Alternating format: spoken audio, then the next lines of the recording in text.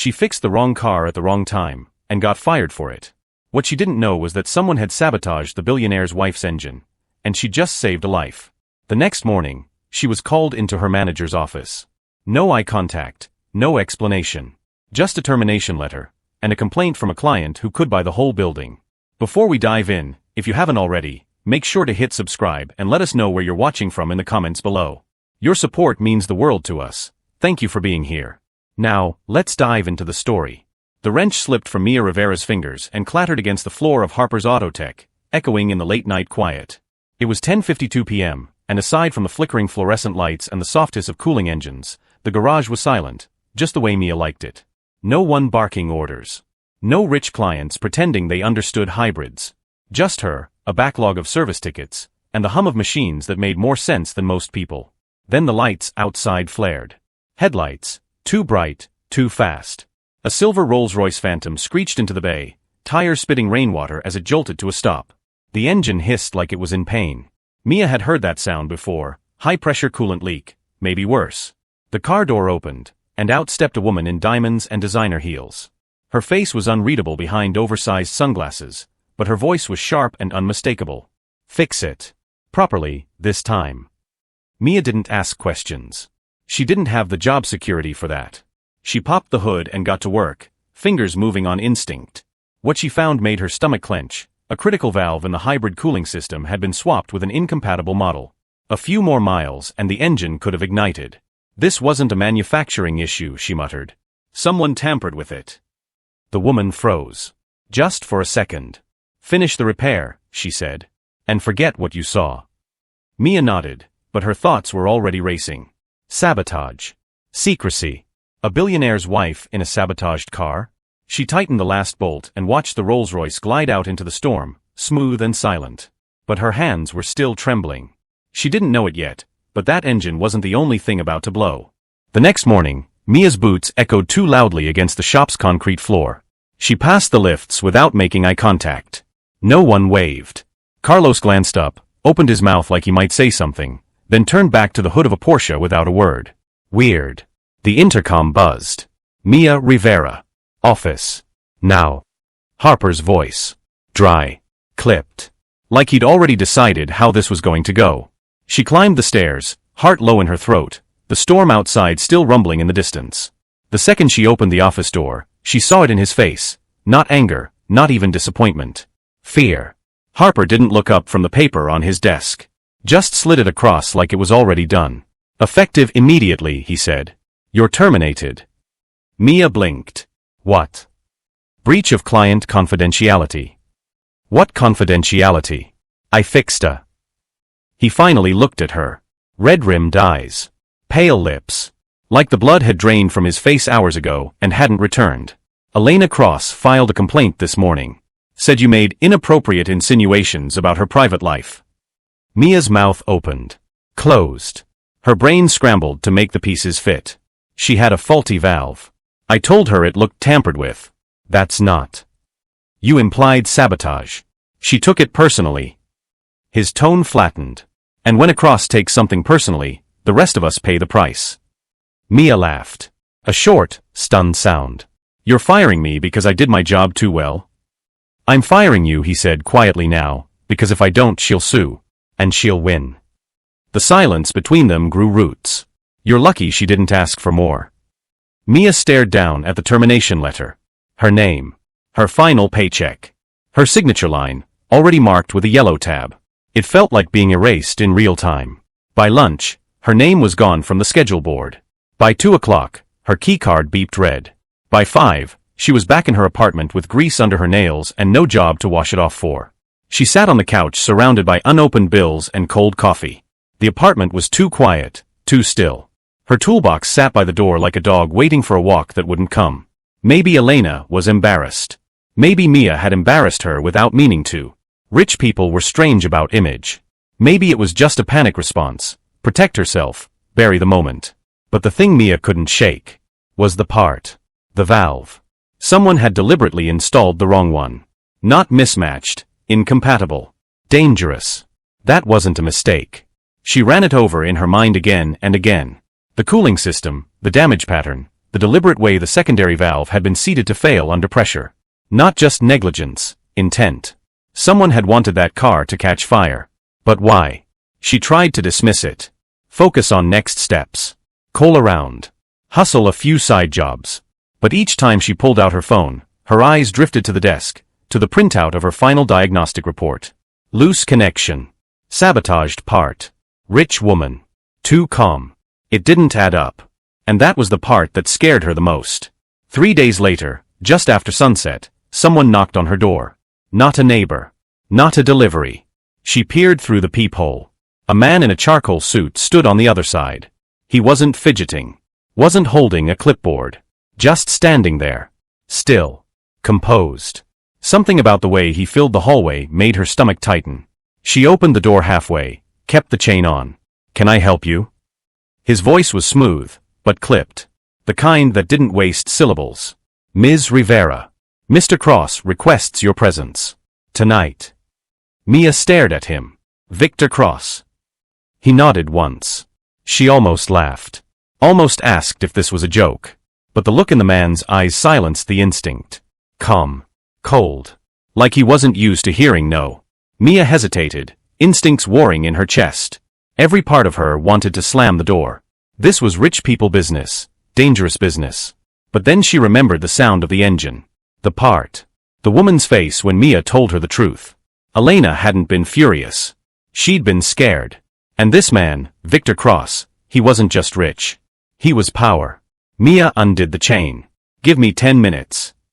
The man nodded. "We'll be downstairs." As the elevator doors closed behind her, Mia caught a final glimpse of her apartment hallway. Cheap carpet, flickering light, a stack of second notices on her doormat. Somehow, she knew she wasn't coming back the same. If at all. The car that waited for Mia wasn't just expensive, it was deliberate. A matte black Maybach, so smooth it barely looked real, idled at the curb like a ghost in a tailored suit. The man from earlier, still in the same charcoal suit, still stone-faced, opened the door without a word. Mia slid inside and was met with silence. No questions. No introductions. Only leather, glass, and the kind of silence that felt soundproofed. The doors sealed shut. The city fell away. They drove through downtown without hitting a single red light. Traffic parted for them, like it knew. And maybe it did. Power had gravity, didn't it? Out the window, Mia watched her city turn unfamiliar. Cleaner. Sleeker.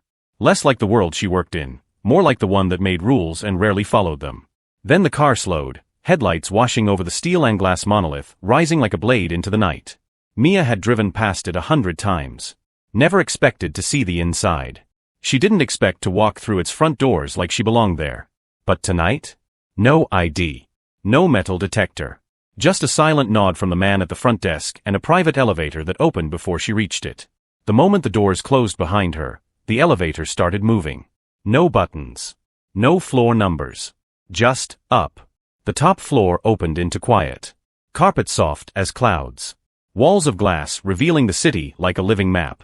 Not a soul in sight, except him. Victor Cross stood at the far window, hands behind his back, suit so tailored it looked structural. Mid-40s, maybe older. No wedding ring. Silver streaking through dark hair. No arrogance in his stance, but no uncertainty either. He turned. Measured her in a single glance. "Ms. Rivera. Thank you for coming." She didn't sit. Didn't speak. He motioned to the chair across from a minimalist desk, then walked behind it. "Would you like something to drink?" "I want to know why I'm here." He smiled faintly, like that was the correct answer to a test she hadn't known she was taking. He tapped a tablet on the desk. A video filled the screen, diagnostic overlays from a vehicle. Her repair. The Rolls-Royce. He played it back. Mia watched herself move under the hood in grainy black and white. The timestamp matched. The error logs confirmed. Then he paused it. "You prevented a catastrophic thermal failure," Victor said. "Another 12 miles, and the battery would have ignited. My wife didn't mention that part." "Did she mention the valve?" Mia asked. "No." He tapped again. The screen changed. A still image, a man in cross-dynamics coveralls, pocketing a component in a darkened service bay. This was 2 days before the repair. "One of your people?" "My lead hybrid systems engineer." Mia's breath caught. "You think he planted it?" "I know he did." Victor's voice was calm, but something flickered beneath the words. Not anger. Calculation. The question is why. He walked to the window again, hands in his pockets now. You saw something most wouldn't. That's what interests me. I'm a mechanic, Mia said. I fix things. He turned back. Then consider this. Someone inside my company, with access to our prototype technology, tried to kill my wife. Or send me a message through her. Mia didn't answer. Because if this was just about corporate sabotage, they'd be having this conversation with lawyers present. This wasn't about lawsuits. It was about loyalty, exposure, and power. Victor crossed to the desk and placed a folder in front of her. Real paper. Real ink. I need someone who knows when a system doesn't make sense. Someone who won't flinch when it does. She opened the folder. A non-disclosure agreement. A job offer, head of internal technical integrity. Salary 6 times what she'd ever made. No listed responsibilities. This is a lot of money to fix engines, Mia said. I don't want you to fix engines, Victor said. I want you to find what's broken. Quietly. You mean investigate your own people? He didn't confirm. Didn't deny. You didn't look away, Ms. Rivera. Most people do. The air between them pulsed with something unspoken. Mutual wariness. Maybe even respect. Mia closed the folder. Sat back. Why me? Because I need someone with grease under their nails who still gives a damn about doing the right thing. She stared at him. At the skyline behind him. At the folder between them. This man, this empire, didn't invite people like her into rooms like this without a reason. So what was the catch? What was she walking into? She should have said no. Walked out. Disappeared back into the blue-collar grind. But something about the puzzle pulled at her. A fault line beneath the surface. Someone had tampered with a billionaire's car. Someone inside his house. And Victor Cross had just handed her the blueprints to find them. I'll think about it, she said. Victor nodded once. No pushback. No pressure. A car will be sent in 2 days. If you accept, get in. And if I don't? His smile was unreadable. Then I'll assume you decided to look away after all. On the ride back, the city felt different. Not larger. Not smaller. Just sharper. Mia sat in the back seat, folder unopened on her lap, staring into the blur of red lights and glass towers. Was she really going to do this? Trust a man who built an empire on silence and steel? Or maybe the better question was, could she afford not to? 2 days later, the car came back. Same model. Same silence. Same driver with the too clean suit and the too calm eyes. This time, Mia didn't hesitate. She got in with her backpack, her boots laced tight, and her instincts humming like an idle engine. The Maybach rolled through the city again, but she didn't look out the windows. She didn't need to. The skyline wasn't her concern anymore. It was what waited inside. Cross Dynamics headquarters wasn't built like a workplace. It was built like a statement, all glass, steel and sharp edges. The building whispered the same thing from every angle. We see everything. And nothing sees us. The elevator took her to the 72nd floor this time. Not the top, but not a place you got to by accident. Mia stepped into a hallway that didn't look like an office corridor. The walls were warm wood, the air cool and dry. Minimalist lighting. No people. Just silence, until a glass door at the end hissed open. A woman in a tailored gray suit waited inside, tablet in hand. Ms. Rivera. Welcome. I'm Devon. Not a secretary. Not quite a handler either. Something in between. Devon's smile was pleasant, but her eyes didn't blink often enough. Follow me, please. Mr. Cross is in a board meeting, but he left instructions to begin your onboarding. Onboarding. Like this was just another job. Mia said nothing and followed her. They walked through what looked like the spine of a research facility. Long corridors. Reinforced windows. Labs sealed behind biometric locks. Inside, technicians in lab coats, some in hazmat gear, one operating a robotic arm welding something the size of a motorcycle engine. Devon tapped on the glass as they passed. Vehicle Integrity Research, VIR for short. You'll have read-only access to most of it. Write access on anything flagged with your clearance tag. And what exactly is my clearance tag? Mia asked. Devon smiled like she'd been waiting for that. Discretionary. The word sat between them like a loaded gun. They finally stopped at a door labeled T34, no name, no title. Devon pressed her hand to a biometric scanner, and the door slid open to reveal Mia's new workspace. At least, that's what Devon called it. Mia would have called it a surveillance hub. A half-circle desk faced a massive wall of screens, data feeds, diagnostics, live schematics, flagged reports from different sectors of Cross Dynamics. Several were tagged with internal alert codes she didn't recognize. One was looping the incident footage from the Rolls-Royce. You'll find your credentials on the desk. Your first report has been preloaded. Please review and submit preliminary notes by end of day. Mia raised an eyebrow. I haven't even accepted the job yet. Devon paused. You're here. That counts. She left Mia alone. Mia sat down slowly. The chair adjusted to her weight like it had been expecting her.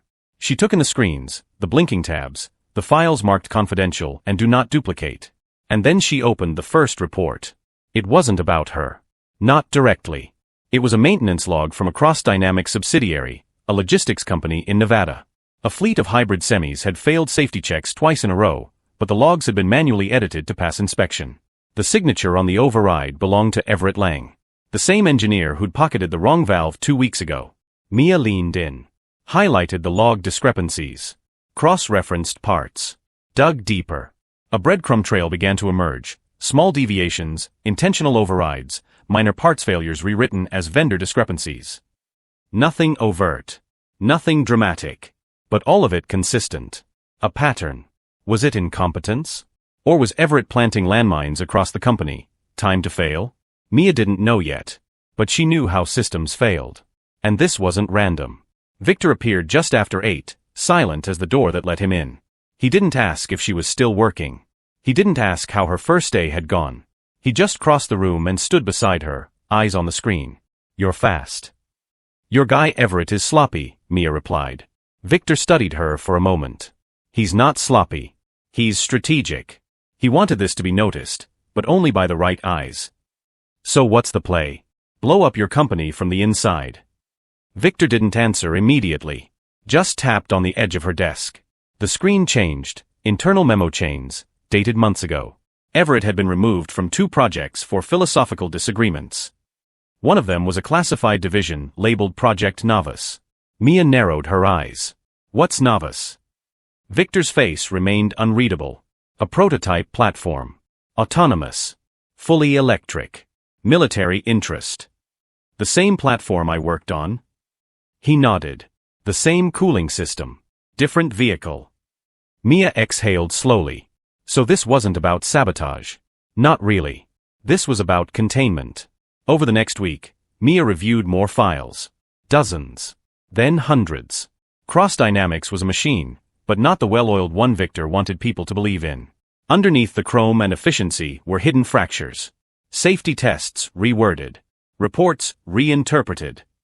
Engineers promoted for staying quiet. Components redirected to alternate testing sites with no audit trail. And always, somewhere in the chain, Everett Lang's name. Sometimes as sign-off. Sometimes scrubbed from the record, but present in the metadata. It was like chasing a ghost with an engineering degree and a grudge. One night, deep into the 4th file batch, Mia watched a log of a military prototype's field test, a novice platform vehicle in remote terrain. The footage was choppy, heat signatures flickering. Then suddenly, an explosion. The report said, transport fire. Contained. No casualties.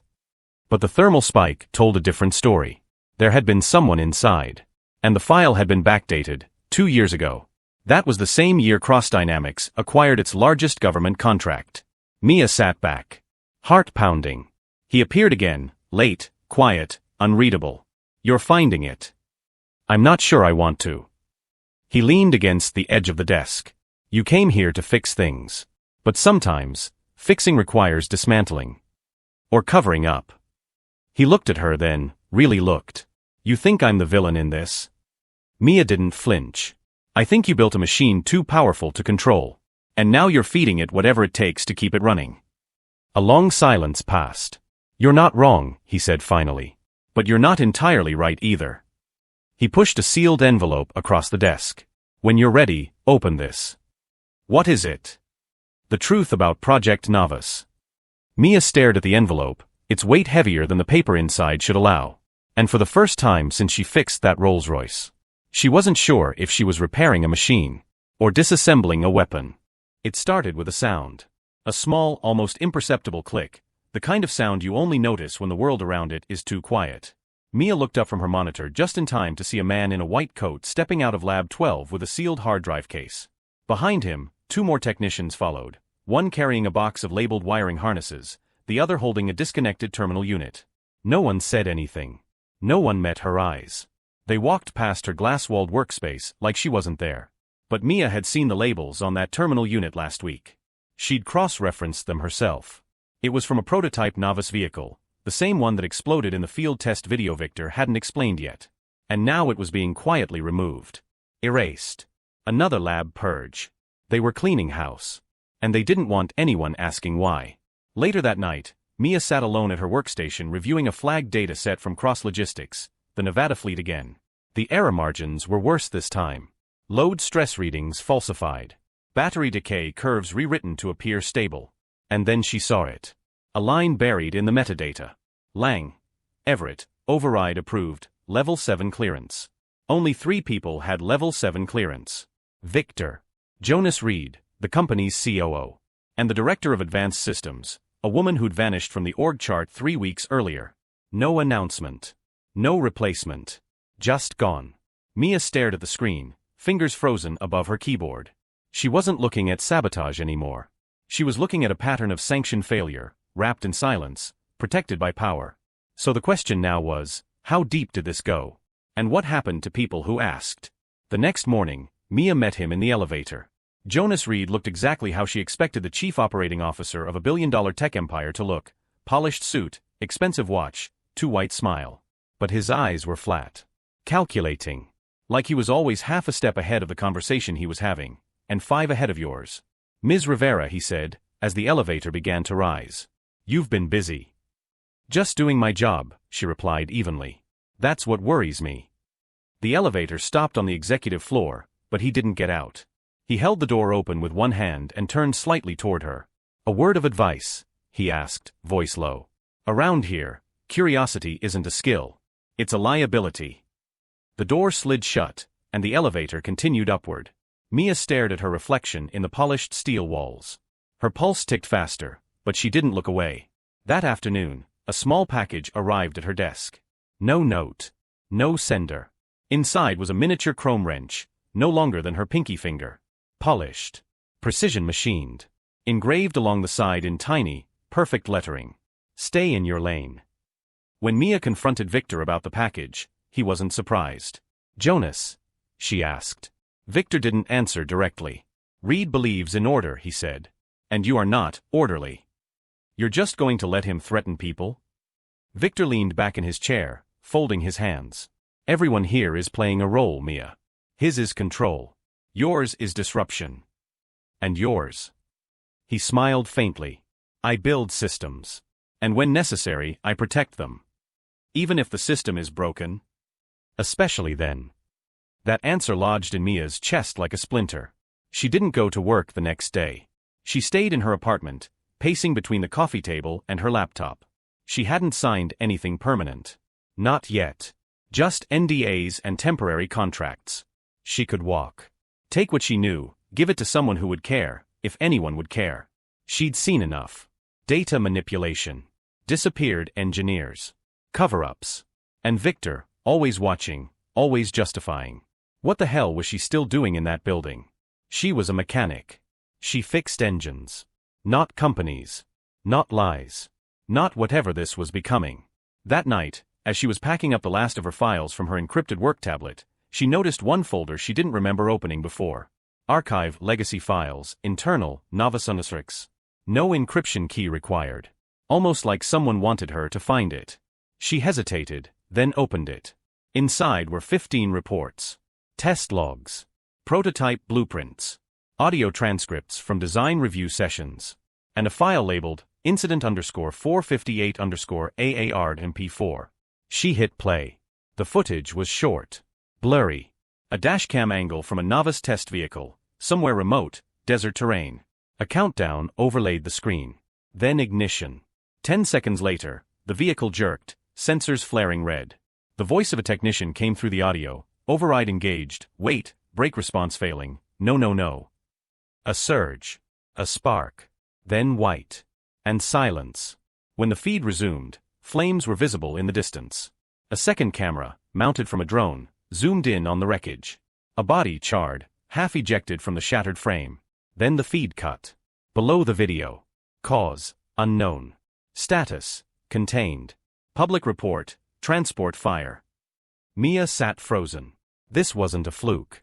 This wasn't just dangerous tech. This was a cover-up. Someone had died. And they buried it with a one-line summary and a falsified file timestamp. And Victor knew. He had to know. She showed up the next morning and walked straight into his office without knocking. He was alone, as always, standing by the window. She dropped the printed report on his desk. "You said you were fixing this company." He didn't look surprised. "I am. You just didn't tell me what you had to break to do it." Victor turned slowly. "I didn't break anything." His voice was calm. "I contained it. A man died. And more would have if the project had gone public before it was ready." Mia stared at him, heart pounding. "You buried it. You erased him." "I stabilized the company. I protected jobs, tech, shareholders."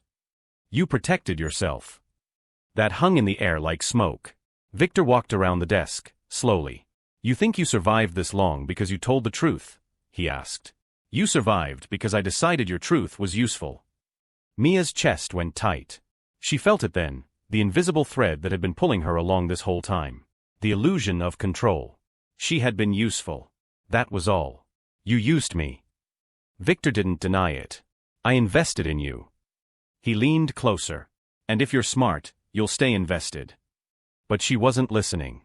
Not anymore. She'd already copied the file to an encrypted drive. And she knew exactly what she was going to do next. Mia didn't sleep the night she found the novice file.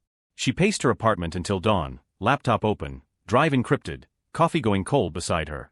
Everything inside her screamed get out, walk away, vanish, disappear before Victor Cross noticed she'd seen too much. But she didn't. She went back in. Not because she trusted him. Because she didn't want to run from the truth anymore. Cross Dynamics glowed like a citadel in the morning haze, tall, glassy, untouchable. But inside, something had cracked. The security guards didn't greet her. Devon wasn't waiting outside her door. No good mornings, no nods from engineers passing in the hall. Someone had flipped a switch. She was no longer invisible. She was being watched.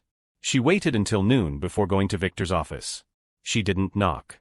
She walked straight in and placed the drive on his desk. "You knew about the novice fatality."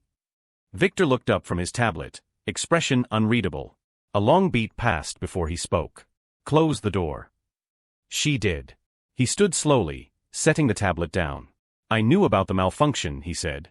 "Not the death." Mia snorted. "You expect me to believe that?" "I expect you to remember who brought you in when no one else would." There it was. The leverage. The reminder. But Mia wasn't here to negotiate. That video was buried under 3 layers of mislabeled logs and backdated reports. Someone went out of their way to hide it. And it wasn't Everett Lang.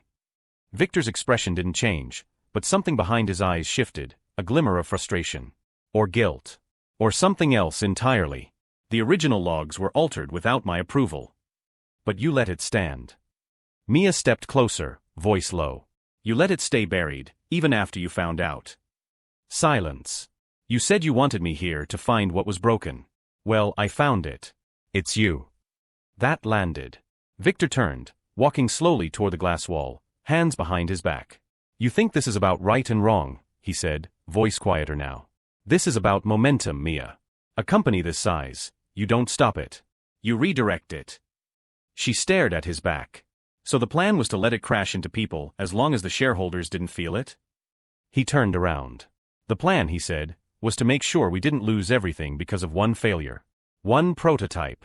One mistake." Mia felt heat rising in her chest. A person died, Victor.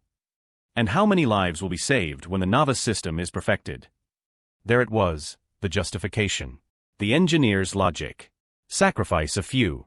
Protect the many. Mia stepped closer. "You didn't bring me in to fix anything. You brought me in to clean up the evidence you couldn't afford to keep on the record." Victor didn't flinch. "I brought you in because you see what others miss. Because I thought you'd understand." "Understand what?"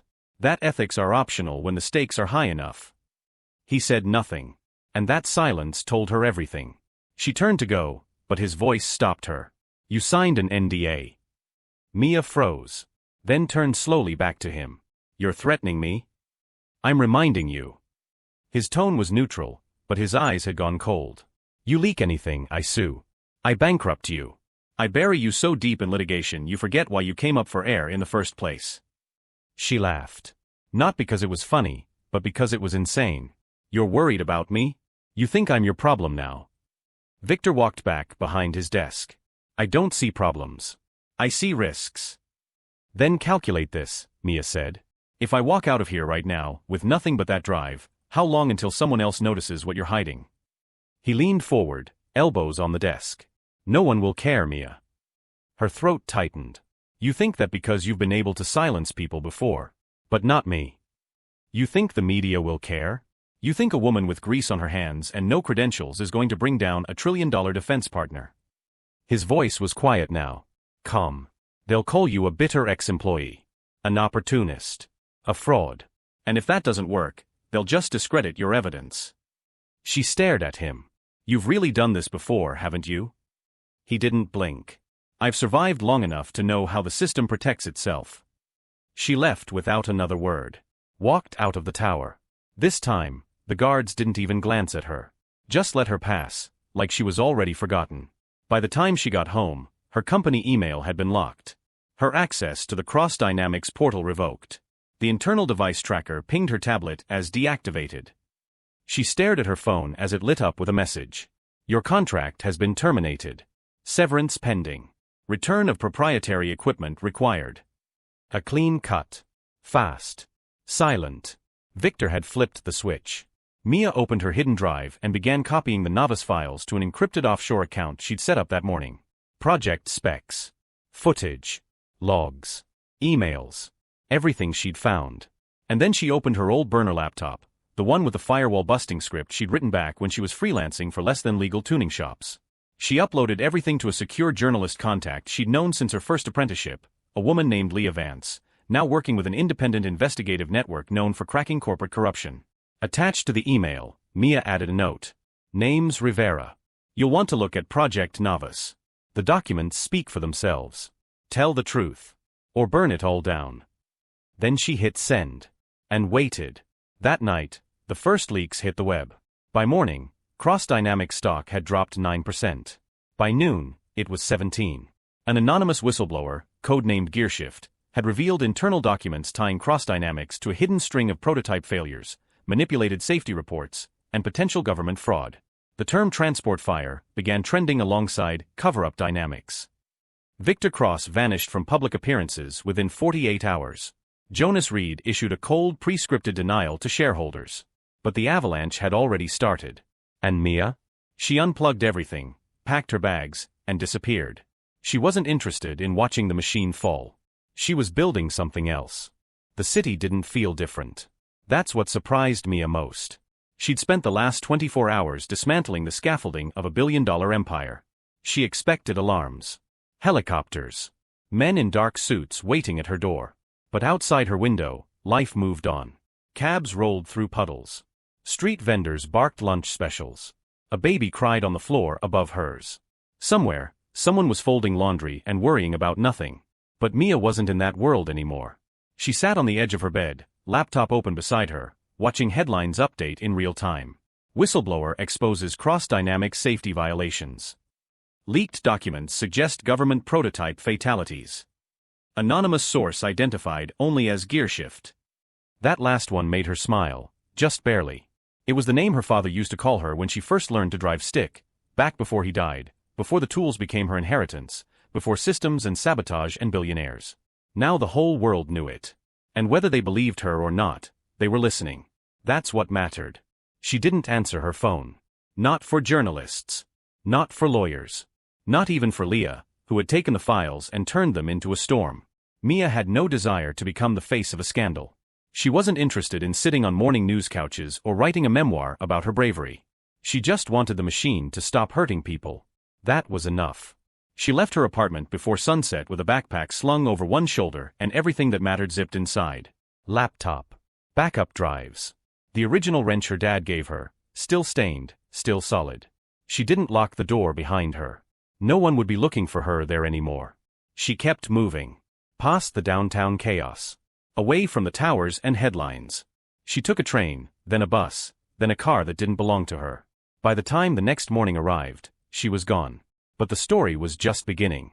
2 days later, Cross Dynamics went into lockdown. Employees were escorted out in waves.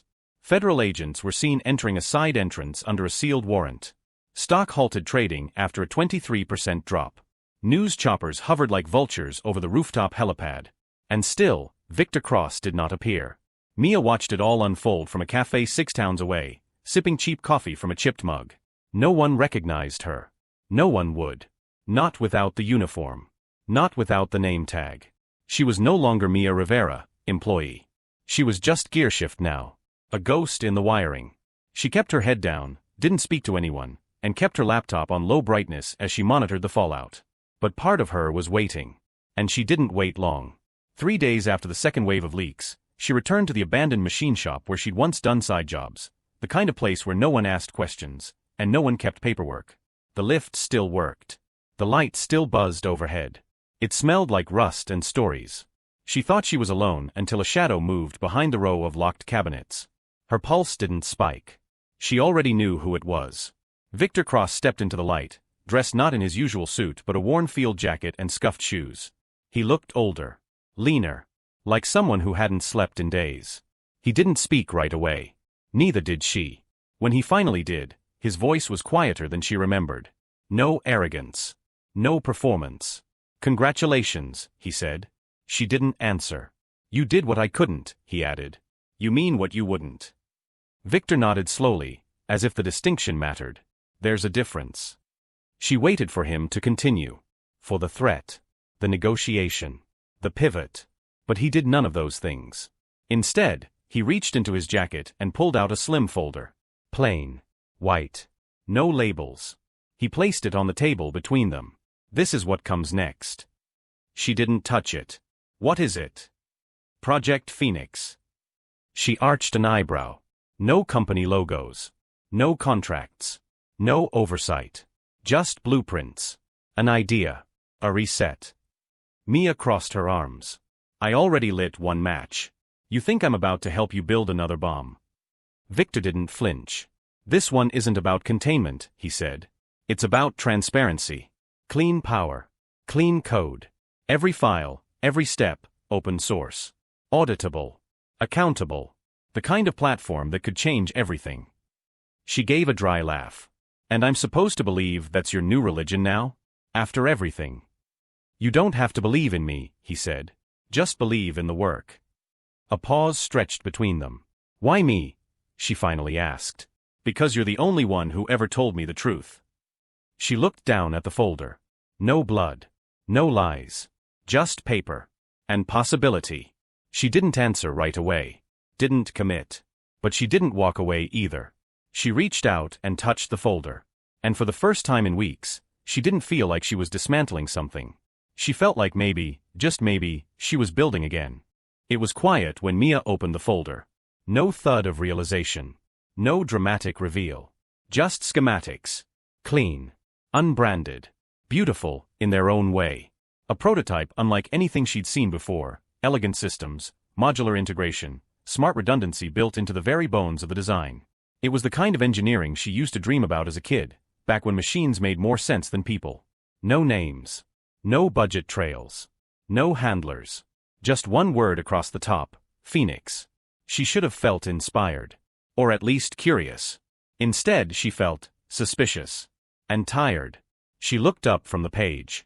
Victor was watching her carefully. Not calculating. Not manipulating. Waiting. "How do I know this isn't another shell?" she asked. "You don't." He didn't flinch. Didn't try to sell it.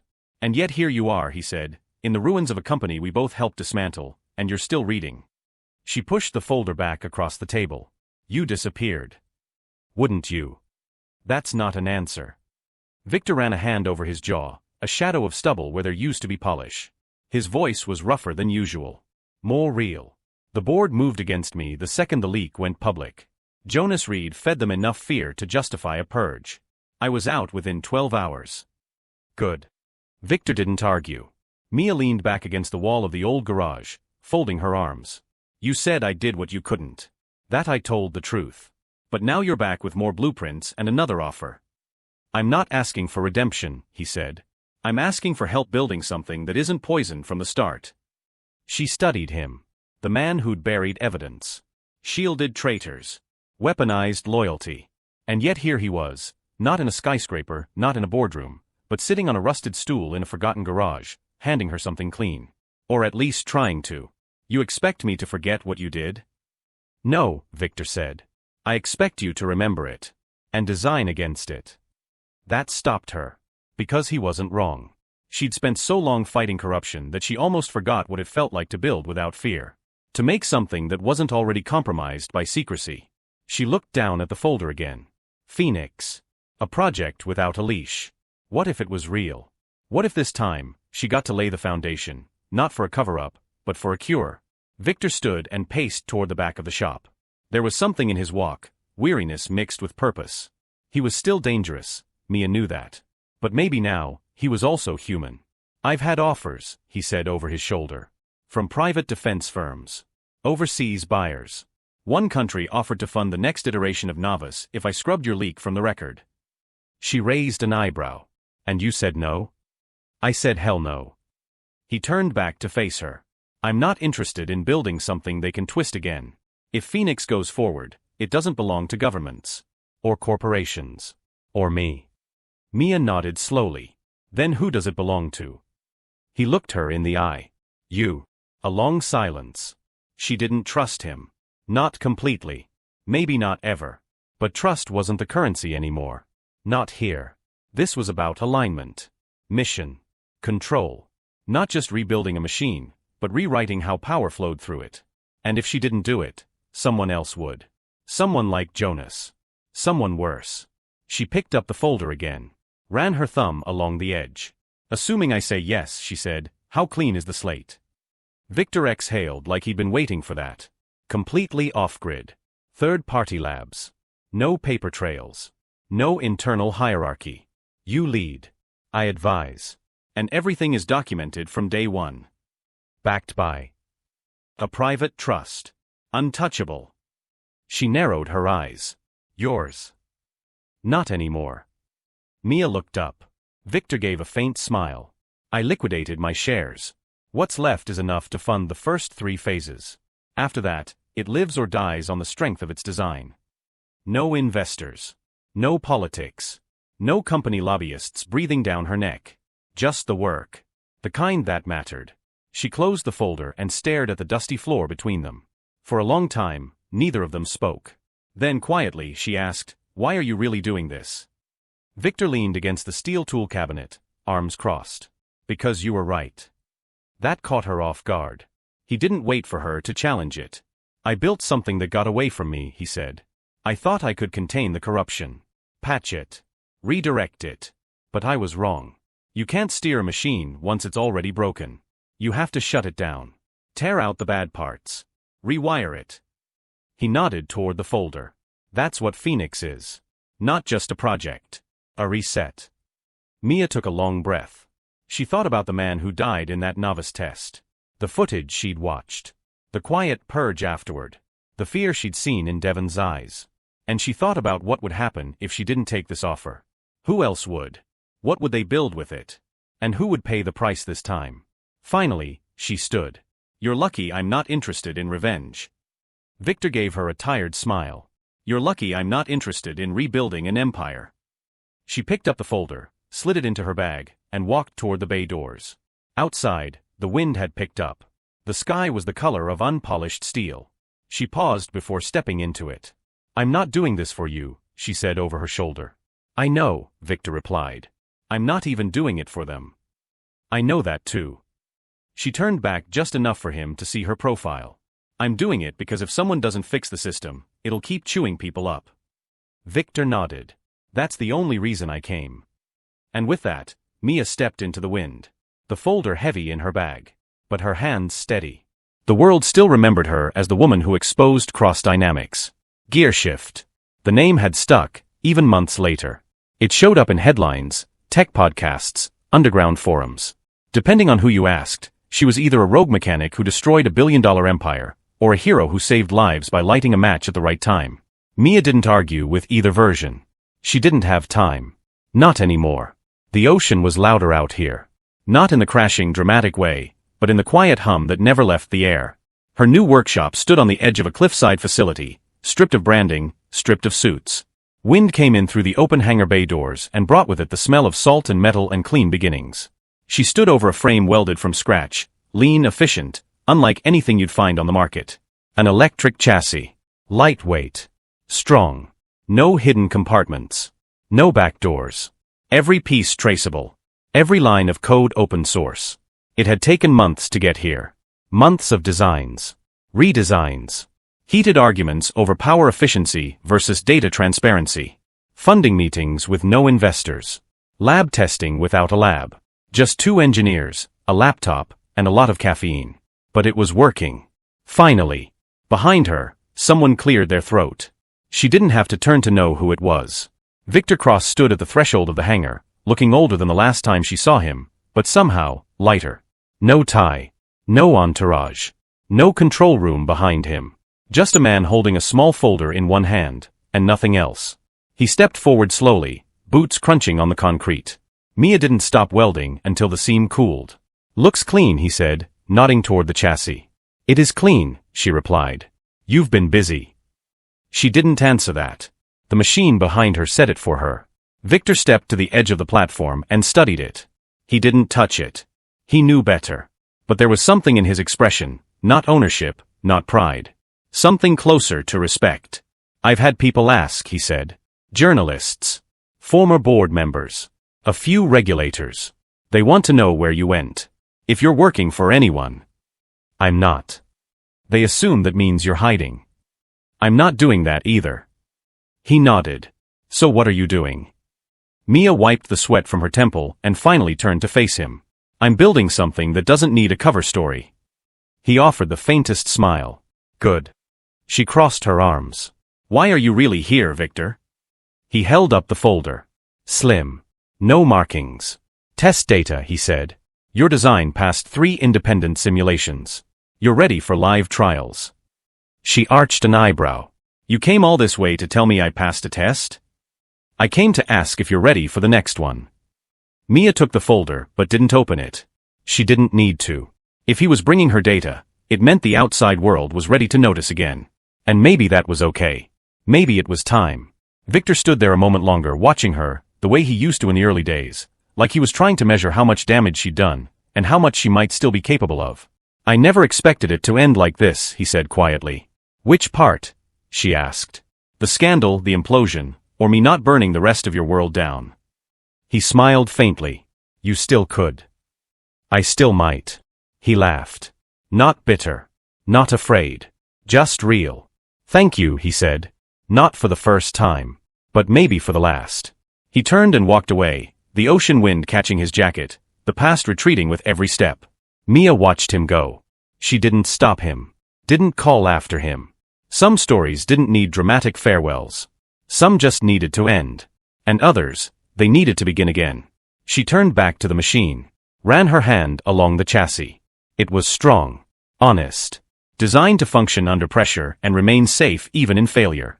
Exactly what the world needed. Exactly what she'd become. Not a mechanic. Not an employee. Not a tool for someone else's empire. A force. A builder. Someone who rewired the future not because she was asked to, but because no one else would. The world thought firing her ruined her. They were wrong. It forged her. And now? She was about to prove it. Thanks for watching. If you enjoyed this story, be sure to hit subscribe and check out our other thrilling stories on the channel. Leave a comment below. Let us know where you're watching from and what you think. Your support means everything to us. Until next time, stay tuned for more.